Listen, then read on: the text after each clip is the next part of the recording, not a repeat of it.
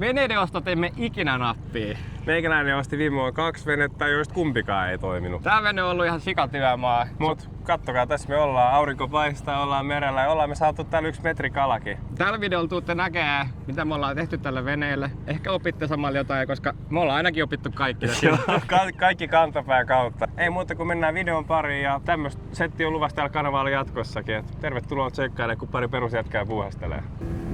Se sammuu, täällä kun valuu bensaa. Sitten voitte myydä ton moottori. Meillä on remontti käynnissä.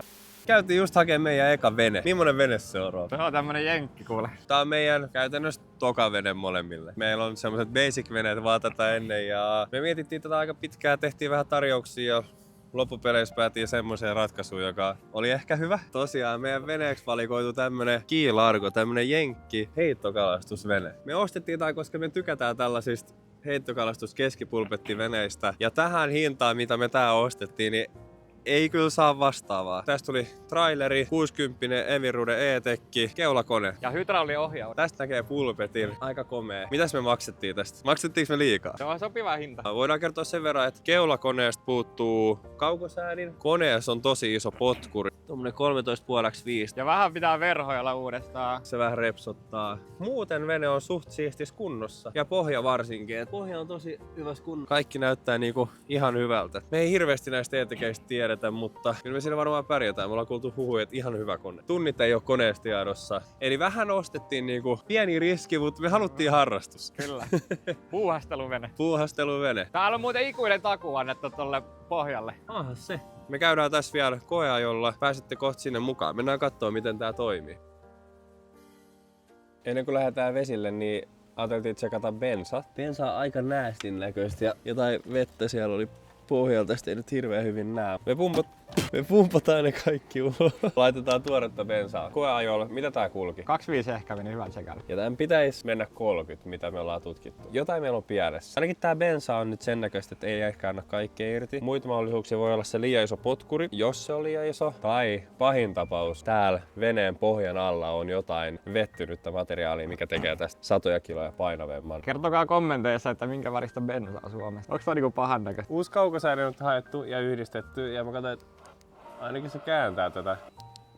Oi, kyllä se pyörii se potkuri. Yes! Eli meitä ei edes kämmätty. Meitä ei kämmätty. Meille myytiin toimiva keulakone ja ainakin toi toimii. Meidän pakko kokeilla vielä toi taivasankkuri, mutta se selvii vasta vesillä. Tässä on aika monta nappulaa, mitä me ei ymmärretä. Tää näyttää lupaavalta. Tässä on se vanha bensa ja tää haettiin just kaupasta. Mä vähän ajattelinkin, että täältä sen pitäisi näyttää. Edellinen tulppa oli siis Big Shady. No vaihdettiin toi veden erotin filtteri. Sieltä tuli kans aikamoista mähmää ulos. Nyt meidän bensa näyttää tän sijasta tolta. Eli aika paljon parempi. On toi vielä vähän tommoista kellertävää. Lähdetään testailemaan, että miten tää bootti toimii. Joosepit pistää nyt veneen vesille tosta. Kumpi laittaa? Ehkä ei oo mitään käydä vielä autokoulussa. Se olisi vene vesillä. Onks tää teidän mielestä normaali toi pulputus? Mun muut moottorit ei ainakaan tee tollaista. Käydään kokeilemaan, miten se kulkee. Katsotaanko pilssissä vettä. Vielä vähän vettä. Laitapa pumppu päälle. En mä tiedä tekeekö se mitään. Toi on jotenkin aina iloinen näkyy nähdä niinku elektroniikan johtajaa ja sitten vettä. Joo, yritetään saada plotterin sähköt päälle, mutta... Joo. Pitäisikö meidän nyt kokeilla, että miten tää lähtee? Kyllä. Ootko valmis? Mhm.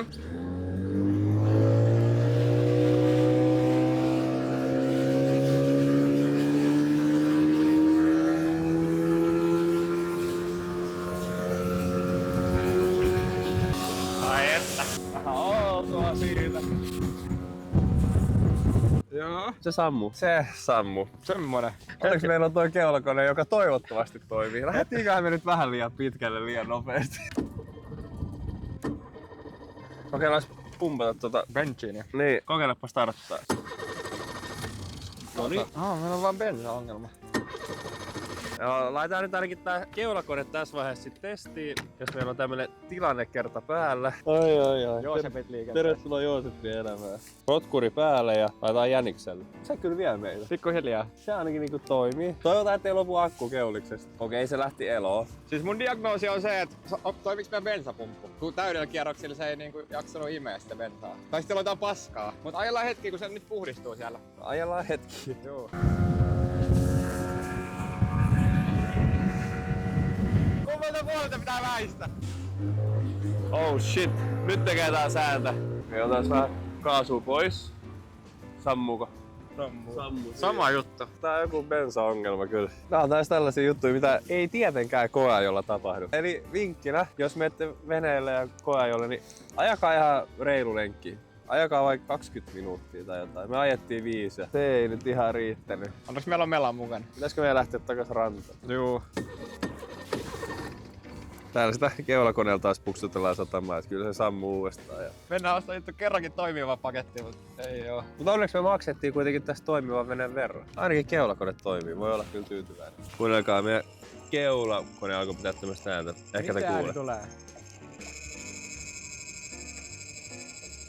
Joo. Mut eiks meillä on palautusoikeus?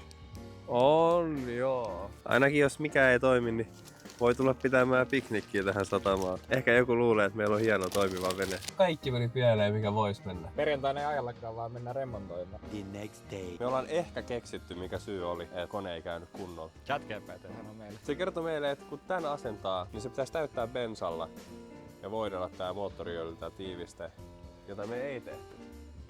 Ja ChatGPT sanoi sulle, että se todellakin voi olla meidän ongelma. Laitetaan tää kiinni silleen, että siellä on bensaa täynnä ja vaihdetaan vielä samalla normipolttoainefiltterikin. Katsotaan, jos lähtee kunnolla toimii. Roopelon keulisprojekti. Tosiaan avasin tän roottorin pois täältä. Ei ollut muuta epäilyttävää, mutta tän kotelon niinku nää tangot oli niinku käyrät. Ja siinä on vähän tommoista kulumanjälkeä tässä. Mut joo, uusi tiivistesarja ja sitten uudet tangot tilattu, niin huomenna sitten asennellaan niitä. Ja elektroniikkamies tutki myös meidän plotteriongelmaa. Okei, sekin löytyi itse asiassa. On kyllä jotenkin erikoista, että miten tää on voinut koeajolla toimia. Siinä on meidän plotteri-sähköt. Tulee niinku tosta piuhasta. Se on niinku irti. Tuolla pitäisi olla kiinni. Et se on ollut siellä ihan huulilla. Se on vaan laittu siihen päälle nojaamaan. Ja sitten meidän koeajo aikana, kun me ajettiin kato rauhallisesti, ei menty ajaa rallia. Niin plotteri toimii hyvin. Nyt vaihdetaan filterit kunnolla ja testataan kone. Ja katsotaan saunit, minkälaista lähtee. Ai että. Näyttäisi oleva sama filtteri kuin vanha, aika eri väriset. On tää muuten oikea filtteri, Vater, joo. Noissakin on kuulemma, voi olla erilaisia. Filterit on paikallaan, katsotaan pumpata. No niin, kyllähän se täytyy heti. Mut miksi se sammuu? Se sammuu. Nyt tapahtuu jotain. Tuolta kuuluu niinku ääni ja sitten alkoi valua bensaa. No mut meillä tulee asentaja nyt. Meillä rajahti toi vehje. Haisee bensalle aika paljon. Tässä on siis diesel-asentaja. Kun meillä oli ongelmia bensan saannin suhteen, se ei imennyt tarpeeksi. Kyllä sen pitäisi imeä. Onks nää letkut ehjä? No se pitäisi katsoa nyt ekaksi. Tulkaas nyt kattoo tänne. Oota hetki. Eikö nyt heti? Mä katson tota letkua. Se on hajaa. Siellä on halkeama. On siinä meillä asentaja. Kaikki helpoimmat asiat ensiksi, sanoo diesel-asentaja. Eli se vaihdetaan nyt. Se on aika paljon. Ja sit mietitään kaikkea muuta. No sen jälkeen sit, jos tän jälkeen on jotain muuta, niin sit voitte myydä ton moottorin. Sitten vois vähän panna niinku Jeesus-teippiä. Tää on ihan märkä perse kastuu kotoa. Nyt täällä on lehtiä ihan helvetiksi, että teidän pitää pestä tää. Ja tässä tää on jo. Mä voin laittaa tässä. No, nyt se näyttää hyvä. Nyt se on hyvä. Tämmöisessä kunnossa. Sitten lähdettiin dieselmiehen mukaan katsoa, onko sillä uutta bensaletkua. Dieselmies on kyllä tän jakson sankari. Mut miten me ei joka jaksossa niinku joku kyrvähtää? Ja miksi meillä ei ikinä dieselmiestä niinku noissa venekaupoilla mukana? Nyt ollaan dieselmiehen autotallissa. Sillä on tämmönen.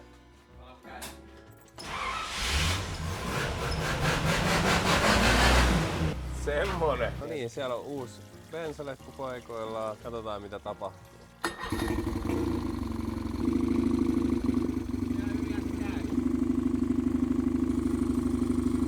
Ja plotteri saatiin toimimaan, en tiedä kerrottiinko me sitä. Joo, oli piuha irti, niin nyt käynnistyi. Uusi päivä ja uutta osaa tuli postissa. Keulakoneen varaosat ja... Diagnostiikkakaapeli. Eli tänään selvii koneen tunnit. Mitä veikkaat paljon siellä? Mun veikkaus 650. Mä veikkaan, että alle 400, mutta pahoin pelkää, että on yli 1K. Täällä on tosiaan kaapeli nyt kiinni. Ei ole enempää katsottu koko ohjelmaa, mutta täällä on nyt Joosepit Oy. Katsotaan diagnostiikka. Missä näkyy tunnit? 491. Joo! Nice. Aika kiva. Tuolla näkyy. Ja siis EMM vaihdettu niin 88 tuntia sitten. Mutta on se joskus kertonut 6 tonnia. Eikä edes oo käynyt mitenkään hirveän kuumanakaan. Eikä se oo niinku mitään hirveän pahan näköistä. Se on keulakone ja kone taas läjässä ja uuden testin paikka. Sama spotti. Sama spotti. Keskelle väylää. Joo, eiköhän kokeilla.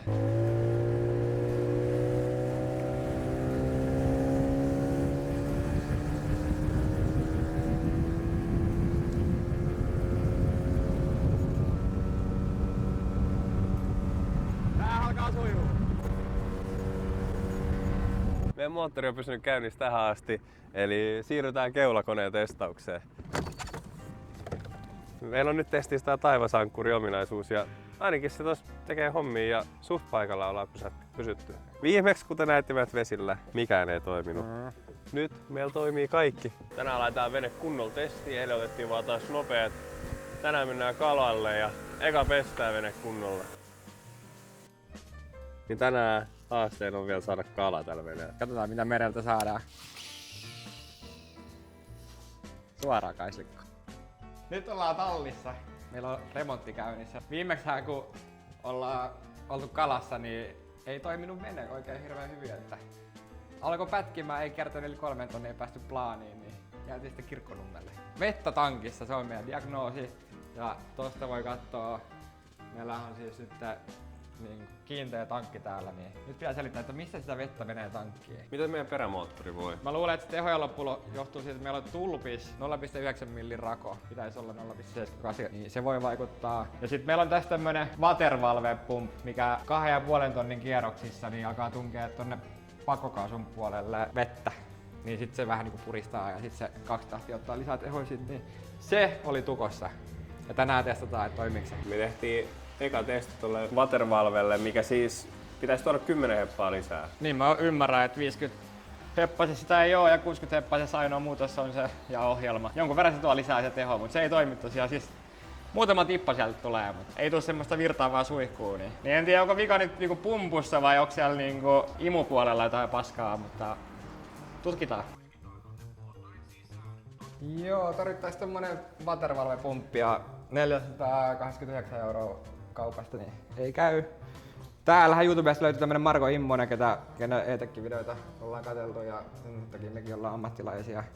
Niin kaveri laittanut tonne edellyksi saa puhelinnumeron, niin soitetaan, että miten saadaan kuntoon. Henkilö puhuu toista. Niin, siellä on Muutkin soittanut hotline. Juu, hotline siellä. Uusi yrityskohta. No sehän on magneettiventtiili, että voihan se olla särkiteillä se venttiili. Niin. Ottakaa letkut irti ja kattokaa lentääkö sieltä vettä. Venttiili. Niin, ottakaa silloin se irti, että näette, että se varmaan saa myös vettä se venttiili. Aivan. Niin sit voit sulkea sen pois, että koneessa kyllä sieltä, että sieltä tulee varmasti vettä ja sitten vaan mettästää sellainen venttiili. Voi kertoa, että ei ole halpa. Hyvä. No mut kiitos, mukavaa päivänjatkoa. Moro. Moro. Kallis osa saakeli. Miksei me heti tsekattu, että tuleeko sieltä syöttelet? Niin. Mutta joo, hyvä tietää, että helvetin kallis osa eikä saa mistään. Jostain saarelta, mitä ei saa sanoa. Joo. No niin, eli pumpulle tuli vettä kunnolla tuolta sisääntuloletkusta. Eli pumpussa jotain heikkää. Roope avasi se ja ilmoitti, että korjataan. Testataan, Joosepit Oy testaa. Dynaaminen testi ja watervalve. Mitäs magneettiventtiili toimii? Jees, koitettiin katsoa netistä näitä uusia osia tuohon. Aika kallista on. Yksi löytyi niinku 100 paikkeilla Jenkeistä. Katsotaan, jos ne suostuu sen meille lähettää sillä aikaa. Pumppaillaan. Onko tähän parempi tapa? Kyllä varmaan joku bensapumppu voisi olla. Mä lähden avaamaan bensatankin juttuja tuolta pulpetin alta. Näissä vehkeissä on ollut tyyppivikana, että bensan täyttö on hidasta, että se ei saa korvausilmaa. Ja letkut tulee vähän huonosta paikkaa. Boom! Tossa on ilmaletku ja boom! Tuolla on toi bensan täyttöletku, niin me otettiin ne ulos. Mulla on katsottu pari YouTube-videoa, missä vaihdetaan menee silleen, että tulee tästä suoraan tohon pulpetin kylkeen. Niin tähän samanlainen ratkaisu, että ennen että meni tästä lattian kautta tonne perälle. Oli aika työmaa. Vai ollaanko me heikkoja? Olemme vähän heikkoja. Ja Jenkeistä on tilattu tää watervalve. Ai että. Alle hunalla päästään todennäköisesti tonkin osalta. Tästä tuli vähän pidempi video kuin me kelattiin. Me luultiin, että tää on niinku veneen esittely ja mennään ajelemaan ja kalastaa. Jouduttiinkin työleirille. Joo, tää ihan palasilla. Ostakaa toimiva vene. Se kannattaa. Eikö me ostettu toimiva vene? Juu. Nähdään ensi jaksossa. Eli